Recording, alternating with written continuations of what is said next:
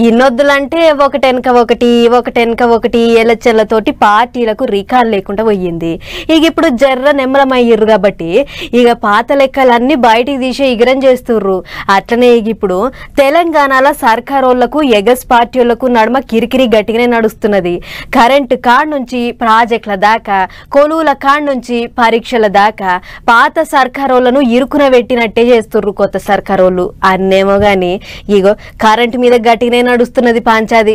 అప్పులు చేసిండ్రని, ఖజానా ఖాళీ చేసిండ్రని సాందు దొరికితే చాలు సీఎం సార్ కాన్ నుంచి తెలంగాణ మంత్రులంతా పాత సర్కారోళ్లను సాపిస్తుంటారు. అన్నేమో గాని కరెంటు మీద తొలత సంది పాతోళ్లకు కొత్తోళ్లకు లాడాయి గట్టిగా నడుస్తుంది. కరెంటు మీద గనిగానం అప్పులు ఎందుకు చేసిండ్రు, గాతగానం కరెంటు ఏంటి కొనుక్కున్నారు అని పాత లెక్కలన్నీ బయటికి తీసే ఎగురం చేస్తున్నారు ఇప్పుడు చేయి పార్టీ సర్కారోళ్ళు. దాని మీద ఓ కమిటీ వేసి పాత సీఎం కేసీఆర్ సార్కు నోటీసులు కూడా ఇచ్చిండ్రు. ఇక ఇప్పుడు గా నోటీసులకే కేసీఆర్ సార్ కూడా ఓ లేఖ రాసి సమాధానం చెప్పిండట. మొత్తం 12 కమ్మలల్లా గట్టిగానే రాసిండట లేఖ. ఇక అందులో ఏమున్నదయ్యా అని అంటే, అంత కంటగింపు వ్యవహారం చేస్తాండ్రు, కక్ష సాధిస్తాండ్రు, పేరు రాకుండా చేస్తాండ్రు అన్నట్టు రాసుకొచ్చిండట. కొత్త రాష్ట్రం వచ్చిన యాళ్ళల్లో పొద్దుగాల 3 గంటలు, పొద్దుమీకంగా 3 గంటలు కరెంటు తీసుకోవాలట. 3 ఫేజ్ కరెంటు దొరికేదే కాదట. ఆ సోంటిది 10 ఏళ్లలో రాష్ట్రాన్ని కరెంటుకు ఖజానా లెక్క మార్చినాం అన్నట్టు చెప్పుకొచ్చిండట. కొన్న కరెంటు, అప్పు చేసి తెచ్చిన కరెంటు అంత పబ్లిక్ కే ఇచ్చినాం అన్నట్టు రాసుకొచ్చిండట. వేరే ముచ్చట్నే లేనట్టు తాపకోసారి కరెంటు ముచ్చట్లే ఎల్లదీస్తాండ్రు, 4 గుట్లే నాదాన అయ్యేటట్టు చేస్తాండ్రు అన్నట్టు కమిటీ ఆఫీసర్లకు కూడా సారు సురుకులు పెట్టిండట.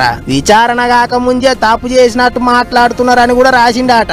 ఇక గిసొంటి ఆలల్లో ముంగట ఊకొని ముచ్చట్లు చెప్పినా ఏం ఫాయిదా ఉండదు అన్నట్టు రాసిండట సారు. ఇగిదిట్లుంటే ఇంకో దిక్కు చేసిందంతా చేసి ఇప్పుడు గిట్లా మాట్లాడతారా అన్నట్టు గరం అవుతున్నారు చేయి పార్టీ లీడర్లు. యాదాద్రి ప్లాంట్ బయటపడితే కేసీఆర్ కూడా పోతాడు, అందుకనే కమిషన్ వద్దంటుండు.